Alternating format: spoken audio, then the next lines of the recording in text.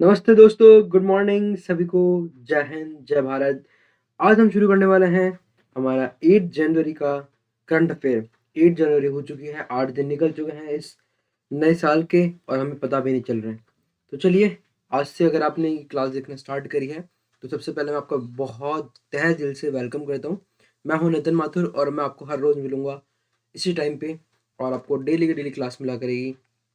तो हम क्या करने वाले हैं, हमारा जो जो भी इसमें आपको करंट अफेयर मिलेगा ना बच्चा, वो आपको किसके ऊपर मिलेगा, जो आपके कहाँ का पूछेगा।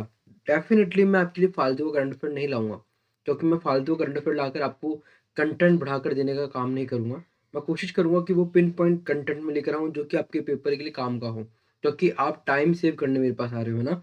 तो चलिए, पहले मैं आपको बता देता हूँ थोड़ा सा कि जो ये करंट अफेयर क्लासेस हो रही हैं, ये यूपीएससी, अगर एसएससी और रेलवे या फिर स्टेट पीसीएस या फिर आप बैंकिंग के एग्जाम की प्रिपरेशन कर रहे हो, तो आपके लिए डेफिनेटली बहुत ज़्यादा बेनिफिशियल रहने वाली है। क्यों रहने वाली है? क्योंकि पहले हम क्या करेंगे, पहले हम देखेंगे टॉपिक्स कौन कौन से, डिफेंस वगैरह, स्पोर्ट्स वगैरह, है ना, और अचीवमेंट्स वगैरह देखेंगे, जो कि डेफिनेटली आपके पेपर में पूछता है। उसके बाद हम देखेंगे एमसीक्यू। तो चलिए शुरू करते हैं हम डिफेंस से। Defence and nation and security के अंदर सबसे पहली जो न्यूज़ है वो है भैरव की। भैरव है क्या? अगर आप रिसेंटली में सबसे टॉप न्यूज़ देखोगे तो ये भैरव ही है। अगर आपको ये भैरव वाली न्यूज़ कोई नहीं करा रहा तो समझ लीजिएगा कि वो करंट अफेयर्स करा ही नहीं रहा है। तो भैरव है क्या? भैरव एक वारफेयर फोर्स है। इसका मतलब क्या है? एक ड्रोन फोर्स है भैरव, जिसका काम क्या है? काम ये है कि इंडिया को फ्रंट लाइन में बचाना। बचाना कैसे? क्योंकि आपको पता है आजकल टेक्नोलॉजी वॉर है। टेक्नोलॉजी वॉर जैसे पाकिस्तान और इंडिया के बीच में जो वॉर हुई, तो मोस्टली क्या लोगों ने लड़ाई करी? नहीं, टेक्नोलॉजी से लड़ाई हुई ना। तो इसलिए टेक्नोलॉजिकली हमको टेक्नोलॉजी सेंट्रिक बनाना है अपनी इंडियन आर्मी को। तो इसलिए ये नई बटालियन को ऐड किया गया है ना, जिसके अंदर क्या है, 15 बटालियन ऐड हो चुकी है। 15 बटालियन क्या होता है? ग्रुप होता है बटालियन, है ना, सोल्जर्स का। तो वो जो सोल्जर्स हैं वो सारे ट्रेंड है किसके अंदर?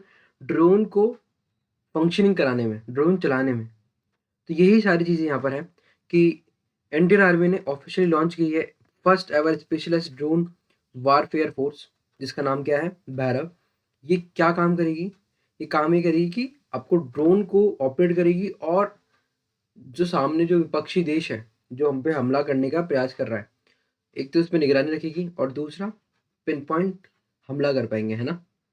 तो ये ऑपरेटिव्स क्या है, 1 लाख से ज़्यादा train drone pilots and technician को तैयार किया जा चुका है।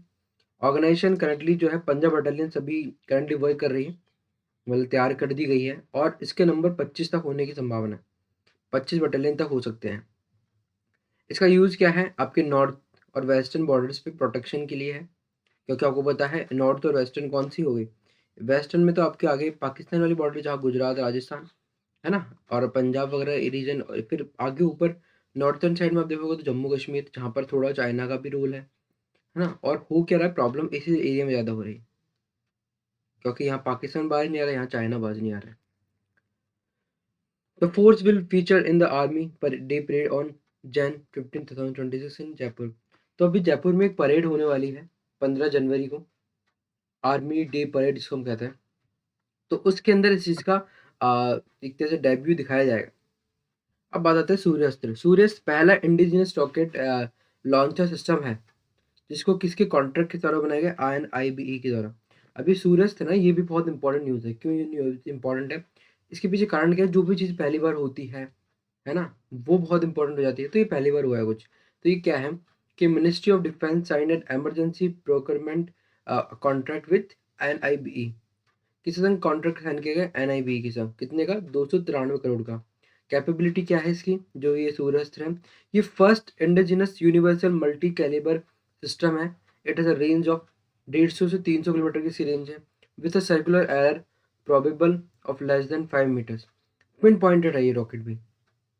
पिन पॉइंट मतलब इसकी बहुत हाई एक्यूरेसी है। इसकी रेंज क्या है? 150 से 300 किलोमीटर। और दूसरी बात इसमें एक इम्पॉर्टेंट चीज़ हो रही है कि जो ये जो इसमें जो टेक्निक यूज़ की है वो इजराइल से की टेक्निक का ही है। टेक्निक इजराइल वाली है थोड़ी, ठीक है। अब बात आती है तेजस एलसीए माइलस्टोन। तेजस को पूरे 25 साल हो चुके हैं। ये छोटी सी न्यूज़ थी लेकिन आपको याद रखना है, क्योंकि तेजस के बारे में पूछ लेते हैं। तो तेजस को पहली बार 2001 में 4 जनवरी को अपने कमीशन में लाया गया था। इसको उड़ाया किसने था? राजीव कोठियाल ने। जैसे आपको ये नाम याद ना रहे, वैसे तो हमारे सोल्जर्स का नाम हमें याद रहना चाहिए क्योंकि वो हमारे लिए बहुत मेहनत करते हैं। बट अगर नाम याद नहीं रहा फिर भी आपको ये पता होना चाहिए कि तेजस की 25वीं एनिवर्सरी बनाई जा रही है। अब बात आती है गवर्नेंस एंड इकोनॉमी की। ये बहुत इंपॉर्टेंट टॉपिक है। अब देखो, अब मैंने ना जो करंट अफेयर्स ला रहा हूँ मैं बहुत ऐसे ऐसे छोटे-मोटे से करके नहीं ला रहा मैं आपके लिए वो पिन पॉइंट जो टॉपिक जहाँ से क्वेश्चन पूछता है वो वहाँ से ला रहा हूँ मैं। तो देखो 17 लाख करोड़ पीपीपी पाइपलाइन इसको बिछाया गया है। Agency department of economic affairs के अंदर आती है। A 3 year pipeline consisting of 852 infrastructure project across central and state ministry. इससे होगा क्या? प्राइमरी ऑब्जेक्टिव क्या? To boost investor confidence and ensure a steady flow of private investment, road, power and logistics. मतलब क्या 17 लाख करोड़ का पाया पीपीपी पाइपलाइन के अंदर इन्वेस्ट किया गया है, जिसमें क्या काम है कि इससे क्या हो पाएगा? हमारे जो बूस्ट करना है किसको? इन्वेस्टर कॉन्फिडेंस को और प्राइवेट इन्वेस्टमेंट को, का फ्लो आता रहे। ठीक है। अब पांचवी चीज़ है कि RBI as a banker to Delhi government. तो ये थोड़ा सा एक नई चीज़ है। कैसे नई चीज़ है? क्योंकि आरबीआई हमेशा काम क्या कर रही है? सेंट्रल बैंक का काम कर रही है। इन्फ्लेशन को कंट्रोल करने का काम कर रही है। सीआरएल, एसएलआर और आपके repo rate, reverse repo rate, ये सारा काम कर देखती है। वो आपको किसी को पैसे उधार नहीं देती सीधे। आप जाओगे आपको पैसे उधार दे देगी? नहीं देगी ना। बट आरबीआई ने एक एमओयू साइन किया है दिल्ली गवर्नमेंट के साथ, जो कि इसका किस तरह का रोल निभा कर दिखा रहा है? बैंकर का रोल निभा कर दिखा रहा है। Deputy manager and financial agent का एक तरह का नया उसकी पहचान बनकर आया है ना, तो एक थोड़ा-सा नया हो गया ना ये।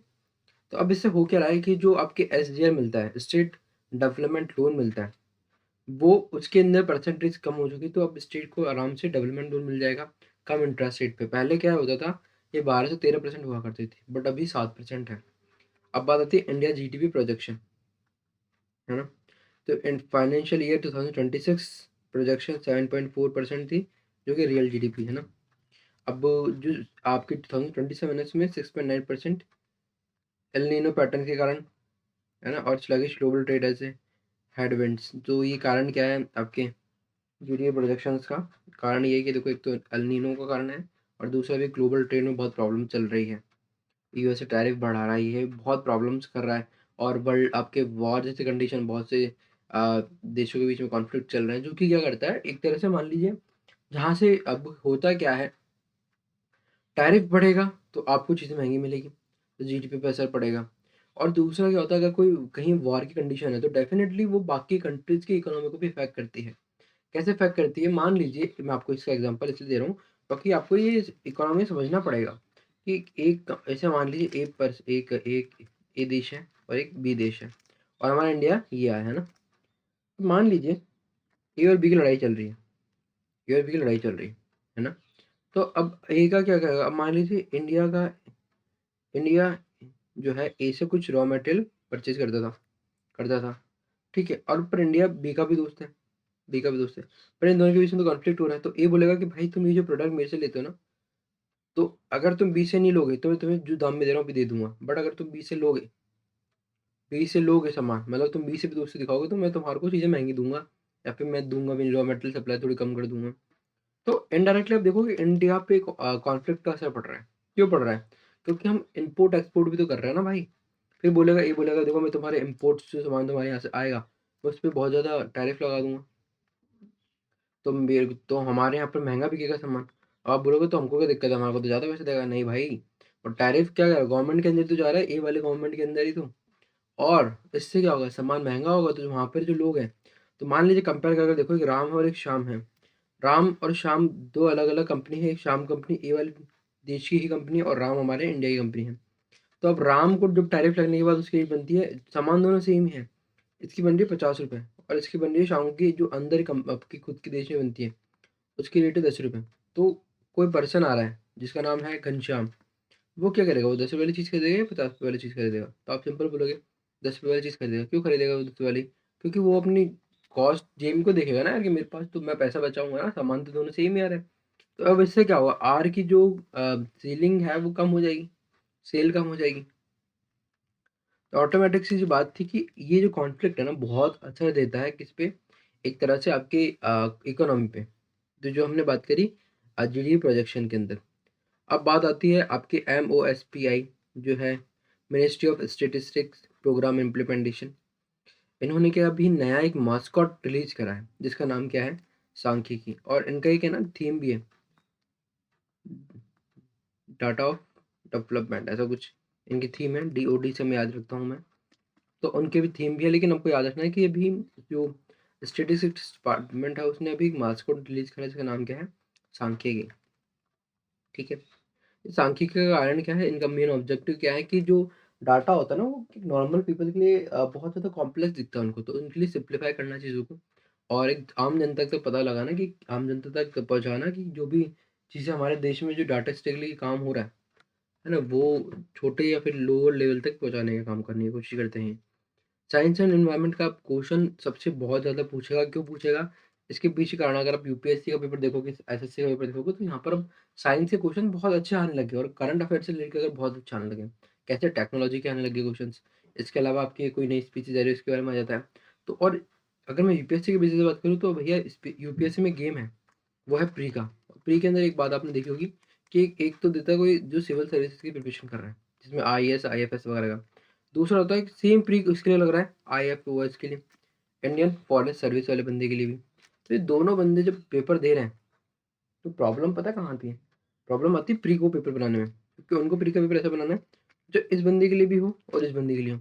तो वो कोशिश करते हैं कि पेपर को हम बैलेंस करें, और बैलेंस कैसे करेंगे, वो कुछ मोस्टली ऐसा करेंगे कि या तो 40-50 का रेशियो रख लेंगे, या 30-80 का रेशियो रख लेंगे, 30-70 का रेशियो रख लेंगे। कैसे? 30% आपकी एनवायरनमेंट दे दी, 70% आपकी बाकी जीएस और करंट अफेयर दे दी।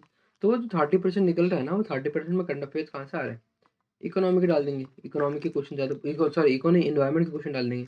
एनवायरनमेंट के क्वेश्चन क्यों डाल रहे हैं वो? क्योंकि आईएफएस को भी यहीं से ही प्री देकर निकलना है, तो उनका भी टेस्ट हो पाए सही से। तो इसलिए आपको थोड़ा साइंस एनवायरनमेंट वाले टॉपिक को थोड़ा देखना पड़ेगा अच्छे से। तो अभी एमपी बैम्बा, या फिर आप कह लीजिए एम बैम्बा इफेक्ट जिसको हम कहते हैं, अभी इसकी है ना थोड़ी सी इसके ऊपर डिस्कवरी हुई है।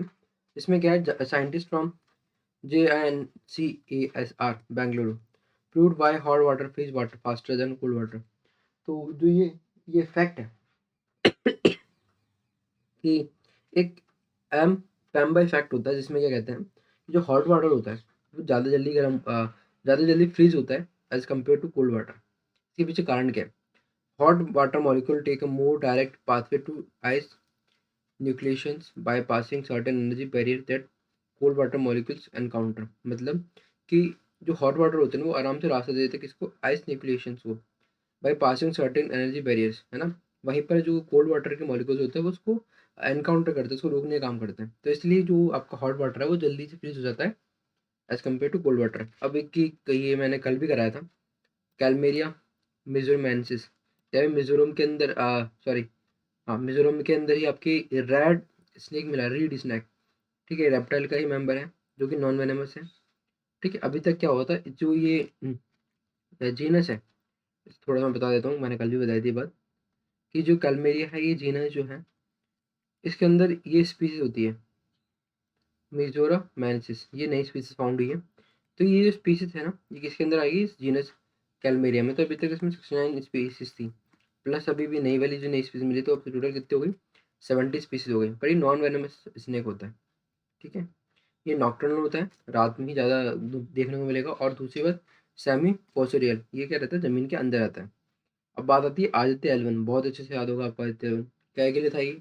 आदित्य एल1 था हमारे सूर्य देव तक पहुंचने का एक साधन हमने बनाया था। ठीक है, तो इसकी सेकंड एनिवर्सरी बनाई जा रही है।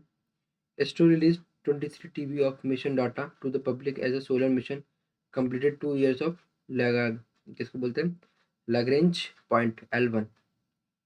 ठीक है, अब आती है इंटरनेशनल रिलेशनशिप्स in न्यूज। ये इंपॉर्टेंट न्यूज होती है, क्योंकि आपको पता है पूछ लेगा। रिपब्लिक डे पे 2026 की रिपब्लिक डे कब आ रहा है, 26 जनवरी। क्यों बनाया जाता है? क्योंकि इस दिन हमारा कॉन्स्टिट्यूशन को good good good good good good good लागू किया था। और कॉन्स्टिट्यूशन डे कब बनाया जाता है, वो आप मुझे कमेंट सेक्शन में लिख दीजिएगा। ठीक है,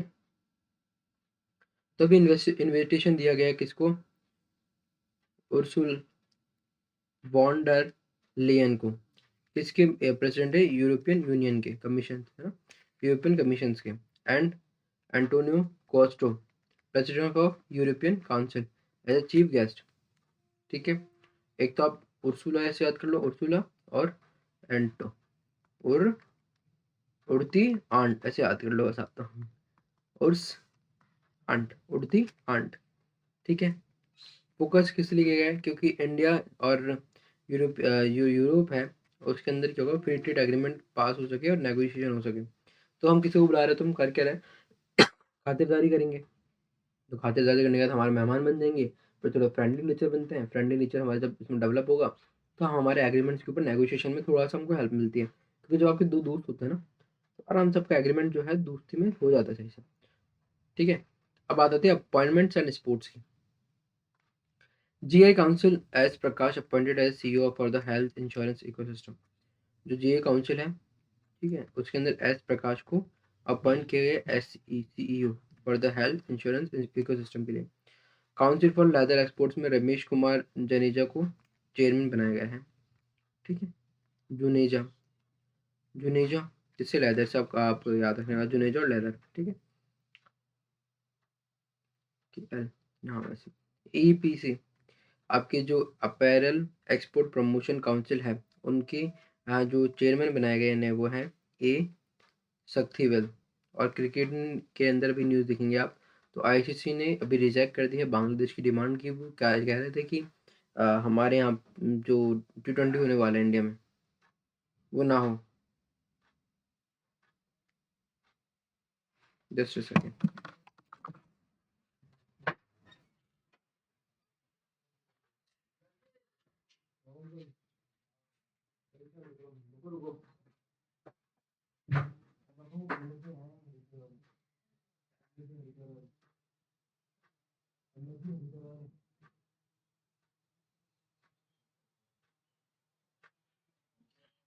अंकल भी आ रहे हैं, पापा आप देख लेना यार।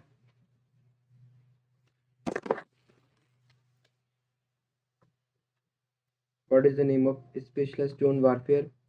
अब हम क्वेश्चन देखेंगे कि वारफेयर के अंदर जो फोर्स हुई है, जो लॉन्च हुई है, जो कि स्पेशल ड्रोन वारफेयर फोर्स है, उसका नाम क्या है? तो उसका नाम क्या है आप मुझे बताओ जल्दी से। Bhairav. How many train drone operative will eventually B part of Bhairav force. तो इसमें 1 लाख से ज़्यादा, 1 लाख से ऊपर है द इंडियन आर्मी।